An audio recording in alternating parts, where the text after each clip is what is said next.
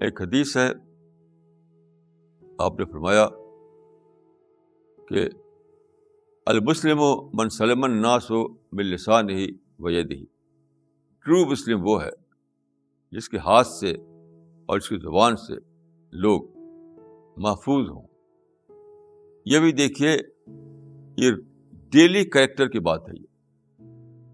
آپ سماج میں رہتے ہیں، فیملی میں رہتے ہیں، ہر وقت لوگوں سے آپ کا انٹریکشن ہوتا ہے، تو آپ کو کس احساس کے ساتھ رہنا ہے دنیا میں؟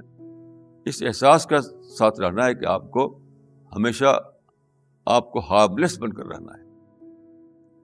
یعنی اللہ تعالیٰ کا جو حکم ہے، جس پر اللہ تعالیٰ کا ریوارڈ ملے گا، وہ یہ ہے آپ اپنی زبان کو استعمال کریں یہ سوچ کر کے کہ مجھے دوسرے کو تکلیف نہیں پہنچانا ہے.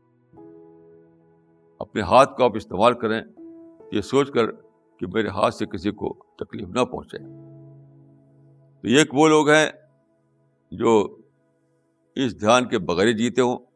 ان کے ہاتھ ادھر چلے ادھر چلے، کسی کو بھی ہٹ کر سکتے ہوں. وہ ان کی زبان جو ہے بلا کنٹرول چلتی ہو.